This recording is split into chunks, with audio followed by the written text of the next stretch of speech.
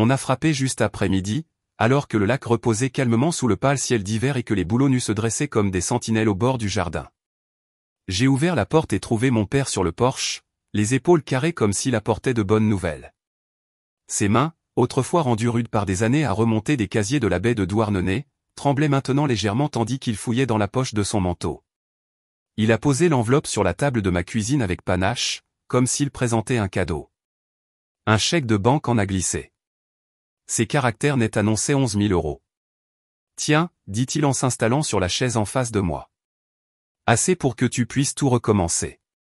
Tu peux trouver un endroit à Rennes, peut-être même à Nantes. Le chalet est maintenant vendu une offre de 2,8 millions d'euros en espèces.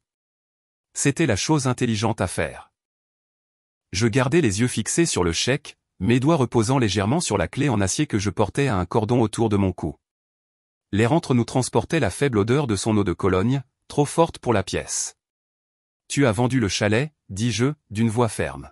« Tu étais trop occupé pour t'en occuper » répondit-il vivement, son ton empreint d'une fausse logique.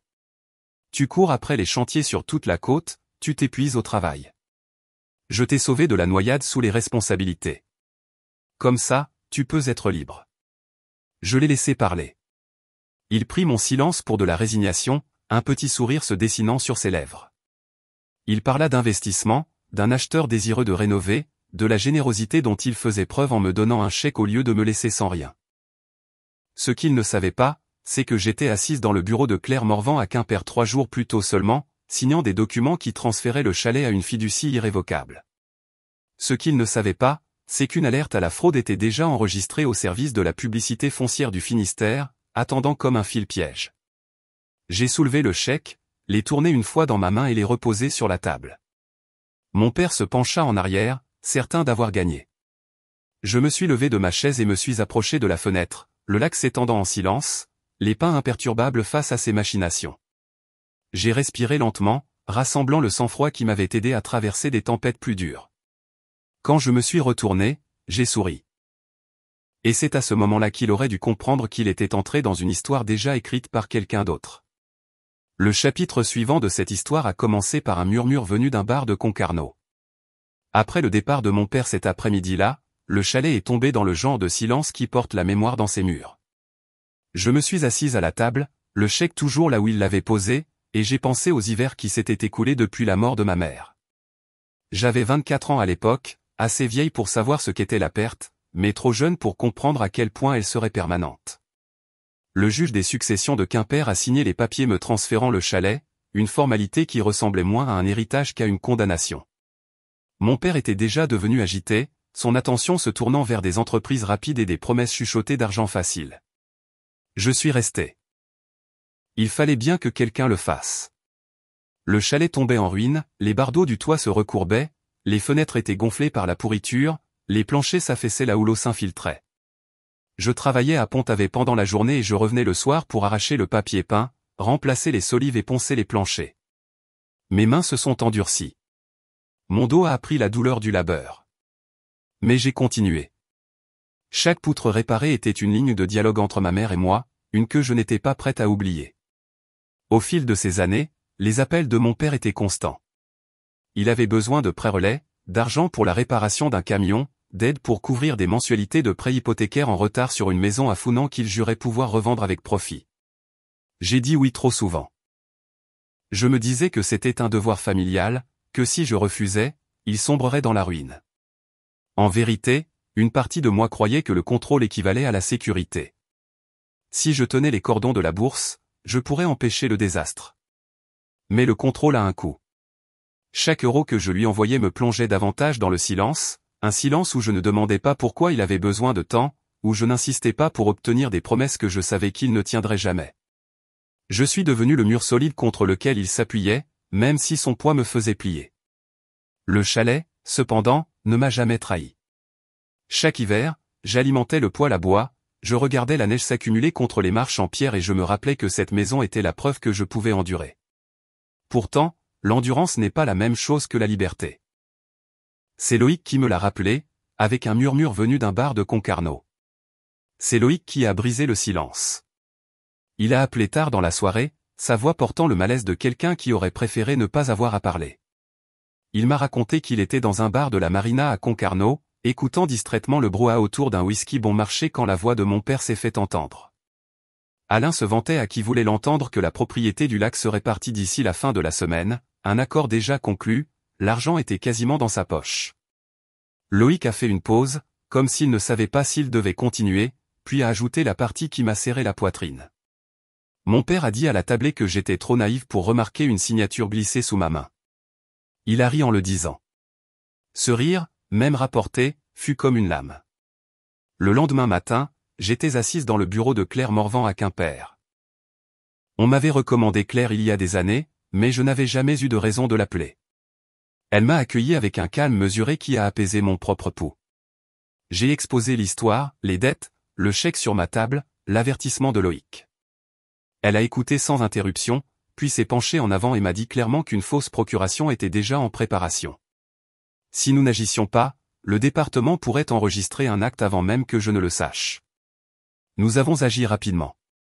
Claire a préparé les documents transférant le chalet à une fiducie irrévocable, me nommant bénéficiaire à vie et fiduciaire. J'ai signé chaque page d'un trait délibéré, consciente du poids dans ma main. Elle a également rédigé une déclaration sous serment d'alerte à la fraude pour le service de la publicité foncière du Finistère. Ce dépôt, a-t-elle expliqué, agirait comme un fil-piège. Toute tentative de faire passer un document falsifié déclencherait un examen. En sortant de son bureau, l'air froid de Quimper m'a frappé le visage avec la force d'une certitude. J'avais enfin tracé une ligne que personne, pas même mon père, ne pourrait franchir. Cette certitude m'a porté jusqu'à la maison, où la préparation est devenue mon seul langage. Les jours qui ont suivi ma rencontre avec Claire se sont déroulés à un rythme étrange, chaque heure partagée entre l'attente et le travail. Je voulais des preuves, pas seulement des soupçons. J'ai donc rempli le chalet de témoins silencieux, de petites caméras dissimulées au-dessus de la porte, dans les poutres de la cuisine, dans le bureau où mon père aimait étaler des papiers sur le bureau. Leur lumière rouge ne clignotait que pour moi, de minuscules phares de détermination. Claire a pris des dispositions pour qu'un expert en écriture à Rennes examine des échantillons que j'avais conservés, d'anciens formulaires fiscaux, le testament de ma mère, des lettres que j'avais signées pour des réclamations d'assurance. Côte à côte avec la prétendue procuration, les faux se trahissaient. Des boucles trop peu profondes, une pression inégale, une signature conçue par quelqu'un qui pensait que la pratique pouvait remplacer l'intimité. Pendant ce temps, Claire a retracé l'activité bancaire liée à l'acheteur. Le compte menait à un homme dont je me souvenais des barbecues de mon enfance, l'un des compagnons de poker de mon père de Bénodet. L'argent circulait entre eux par des mouvements agités, petits dépôts, retraits soudains, puis le silence. C'était moins une transaction commerciale qu'un jeu de bonneteau, et les pièces lui échappaient déjà des mains. Marthe Le Goff du service de la publicité foncière a appelé Claire tard un soir. Elle avait repéré un dossier déposé après les heures de fermeture, des documents qui semblaient faits à la hâte, des signatures qui l'avaient fait froncer les sourcils. Elle a promis qu'il ne passerait pas inaperçu. Dans sa voix posée, j'ai entendu le genre d'alliance discrète qui ne s'achète pas. Loïc a proposé de passer pour aider avec les caméras ou simplement pour s'asseoir avec moi pendant l'attente. J'ai dit non. Le contrôle me semblait plus sûr que la compagnie, et je me suis convaincu que je devais diriger chaque détail seul. Sa déception était douce mais audible avant qu'il ne raccroche. Je me suis un peu détesté pour cela, mais je ne pouvais laisser personne toucher au contour de mon plan. Au moment où mon père a appelé pour m'inviter à dîner, j'étais prête à laisser la scène se mettre en place. Le belvédère se trouvait sur le front de mer de Quimper, ses fenêtres en verre encadrant la lumière du brise-lames contre un horizon pâle. Mon père l'avait choisi avec le panache d'un homme célébrant une victoire. Quand je suis arrivé, il était déjà à table, une bouteille de vin refroidissant dans son seau, les menus étalés comme des accessoires dans une pièce de théâtre. « Assieds-toi, Élise, dit-il, la voix pleine de gaieté. C'est une nuit pour les adieux, but aussi pour les commencements. Tu verras. » Je pris place, pliant la serviette sur mes genoux, comme si rien en moi ne tremblait. Il a versé 2 verres de vin, levant le sien pour porter un toast. « À ta liberté, dit-il. Fini de porter ce fardeau seul. Je t'ai soulagé de ce poids. » J'ai laissé mon verre toucher le sien, bien que je n'ai pas bu. Il se pencha en arrière, la satisfaction illuminant son visage. « Tu devrais me remercier. Un prix de 2,8 millions d'euros, ce n'est pas mal. J'ai assuré notre avenir. Et les 11 000 euros? C'est ma façon de m'assurer que tu retombes sur tes pieds. Les mots ont glissé sur moi comme de la glace. Il voulait que je sois reconnaissante d'avoir été exclue de ma propre vie. Au lieu de cela, j'ai souri faiblement, l'expression qu'il a prise pour de la reddition. Au milieu du repas, Claire est entrée. Elle a fait semblant d'être surprise en me voyant, a demandé si elle pouvait se joindre à nous. Les sourcils de mon père se sont haussés, mais il a fait un geste poli vers la chaise vide. Il croyait toujours détenir toutes les cartes. Tandis que le serveur débarrassait nos assiettes, il a commencé à parler plus librement, peut-être enhardi par le vin. Sa voix s'est adoucie, teintée de quelque chose de brut. Tu sais, Élise, ta mère t'a toujours préféré, même dans son testament. Cette maison aurait dû me revenir de droit. J'ai construit le quai, réparé le toit, payé les impôts quand elle ne le pouvait pas. Et qu'a fait le juge? Il t'a tout donné comme si je n'étais qu'un détail sans importance. Je l'observais attentivement. Sous l'arrogance se cachait la blessure qui motivait toutes ces manigances. Il n'avait pas seulement vendu le chalet. Il avait essayé d'effacer l'affront qu'il croyait que ma mère avait gravé dans la pierre le jour où la succession s'est terminée. Claire a croisé mon regard et a fait le plus petit des hochements de tête. Le masque tombait. La scène était presque prête pour la vérité qui allait le faire éclater. Le moment est arrivé plus tôt que je ne l'avais prévu, lorsque le dîner est passé de la performance au procès. Le serveur a posé de nouveaux verres de vin et Claire s'est penchée en avant, son ton presque conversationnel. Alain, il se trouve que je suis passé au service de la publicité foncière cette semaine. Un timing intéressant pour certains documents déposés à votre nom. Sa fourchette s'est arrêtée en l'air. Quel document? Elle a fouillé dans son sac et a fait glisser un dossier sur la table. À l'intérieur se trouvaient des copies des documents de la fiducie, tamponnés et datés de 3 jours auparavant. Ce chalet n'est plus vulnérable à vos signatures. Il appartient à une fiducie irrévocable avec Élise comme bénéficiaire à vie. Tout acte de vente tenté par la suite est nul. Le visage de mon père s'est assombri. Il a feuilleté les pages comme si l'incrédulité pouvait annuler l'encre. Tu ne peux pas me faire ça. J'avais déjà un acheteur. La voix de Claire était calme, clinique. Le soi-disant acheteur est lié à un compte fictif à Bénodet, directement relié à l'un de vos connaissances de poker. Les fonds n'ont jamais été versés sur le compte séquestre. Si vous avez prétendu le contraire, cela constitue une fraude. Il a refermé le dossier avec fracas. Tu te crois maligne, mais j'ai consacré des années à cette propriété. J'ai payé les factures quand ta mère ne le pouvait pas. Élise me doit quelque chose. J'ai senti les mots me brûler, mais j'ai gardé mon sang-froid. Je ne te dois pas un vol. Il s'est penché plus près, baissant la voix comme si les secrets pouvaient le sauver. Tu ne comprends pas. Je suis en train de couler. Thomas et Lebrun me mettent la pression. Je ne peux pas me promener sur le port sans que quelqu'un me rappelle mes dettes. Vendre cette maison était ma chance de rester à flot. L'expression de Claire s'est durcie. Et falsifier une signature, exploiter votre propre fille en vertu de la loi française, c'est un faux en écriture, une tentative de vol par tromperie et une exploitation financière d'un membre de la famille. Le procureur de la République pourrait porter plainte dès demain. Pendant un instant, toute son arrogance s'est évaporée. Ses yeux se sont tournés vers la fenêtre où le phare clignotait contre le ciel qui s'assombrissait. Puis il s'est redressé, invoquant une dernière défense. Et maintenant? Vous allez me faire emmener menotter? Pas encore, a dit Claire. Les procureurs tiennent souvent compte de la restitution. Si vous commencez à rembourser, si vous coopérez, cela peut influencer la manière dont les accusations sont poursuivies. Mais ne vous y trompez pas, votre exposition est réelle. Et le compte à rebours a déjà commencé. Un silence s'est installé entre nous, épais comme la marée dehors. Il s'est agité sur sa chaise, soudainement plus petit, et j'ai réalisé que ce dîner n'était pas un adieu. C'était la première audience de son jugement. Les véritables conditions seraient fixées dans les jours suivants, lorsque les limites devraient être écrites à l'encre.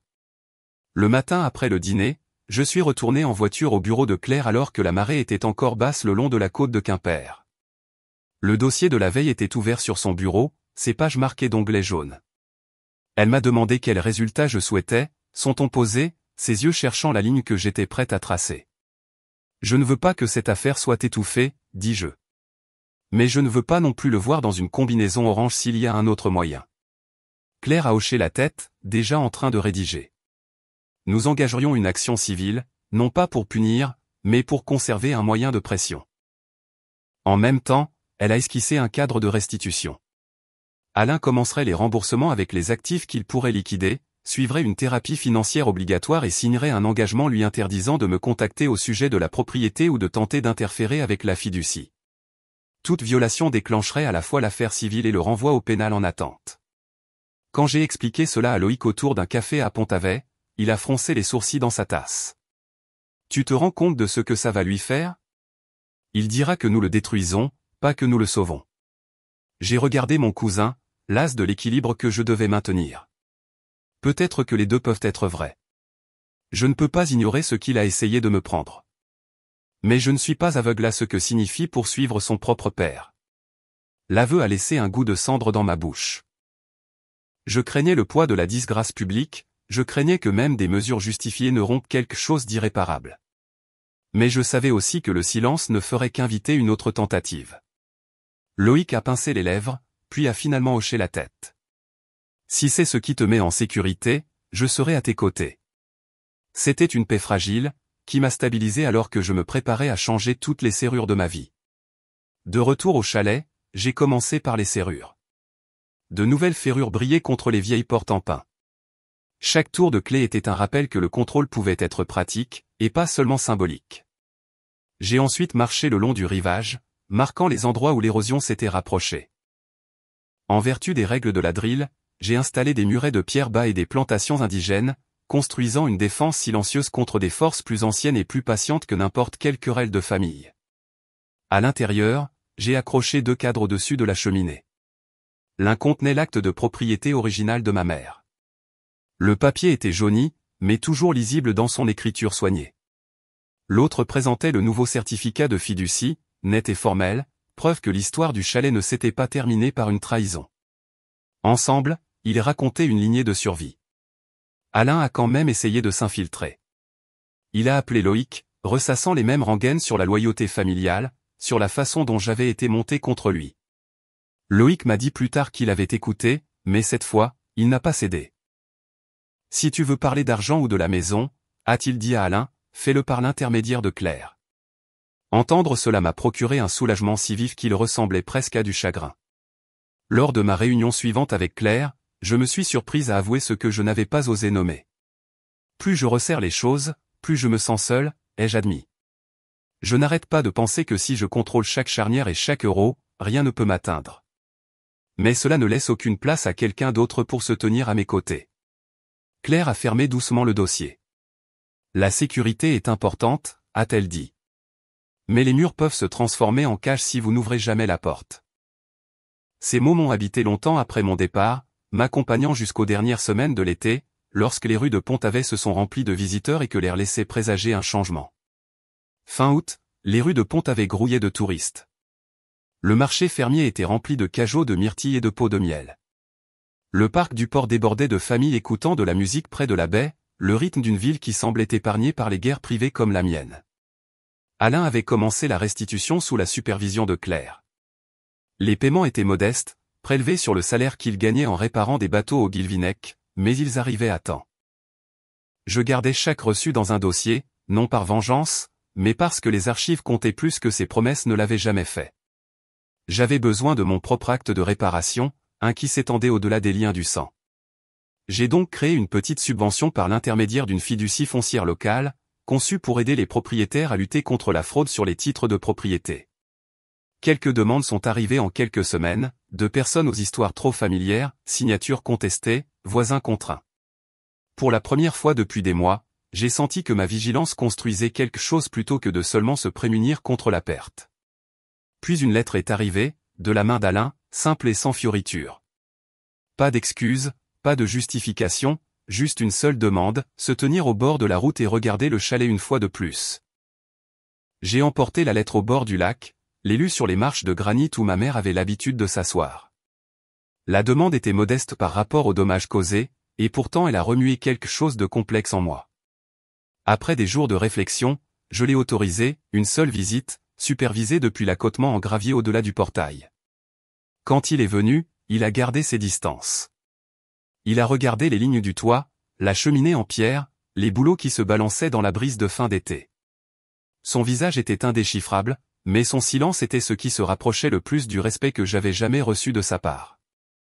En septembre, j'ai compris que l'avenir s'écrirait en limite, pas en marché. Une année s'est écoulée par étapes mesurées, marquée non pas par le drame, mais par des pas constants et délibérés. Chaque mois, Claire m'envoyait des mises à jour, la conformité partielle d'Alain, les petits paiements enregistrés, les séances de conseil suivies. Rien de tout cela n'effaçait ce qu'il avait fait, mais cela instaurait un rythme de responsabilité avec lequel je pouvais vivre. Lorsque j'ai rencontré Claire dans son bureau de Quimper, elle a étalé le dossier sur le bureau. Il respecte les conditions, a-t-elle dit. Pas parfaitement, mais assez régulièrement pour maintenir l'action civile en suspens. J'ai hoché la tête. Ce n'était pas du pardon que je ressentais, ni la douleur creuse d'une colère non résolue. C'était quelque chose de plus calme, la reconnaissance que je ne pouvais pas le réparer, seulement réparer les limites qu'il avait autrefois franchies. De retour au chalet, l'air portait les premières fraîcheurs de l'automne. J'avais préparé une boîte cadre pour la cheminée. À l'intérieur, j'ai placé 3 choses, la clé en acier que j'avais portée autour de mon cou, le certificat de fiducie avec le tampon net de Claire, et la photographie du chalet que ma mère avait prise l'été avant sa mort. Ensemble, ils racontaient une histoire de survie de ce qui avait failli être pris et de ce qui avait été reconquis. J'ai pris du recul et j'ai étudié l'ensemble. La clé n'avait plus besoin de reposer contre ma peau. Sa place était là, derrière une vitre, à la fois comme un artefact et une promesse. Le chalet respirait de sa propre vie tranquille autour de moi, ses murs ne tremblant plus sous la menace. Dehors, les bouleaux se balançaient, et le lac captait la lumière comme du verre poli. L'ombre de mon père persistait quelque part au-delà du portail, mais il n'était plus à l'intérieur.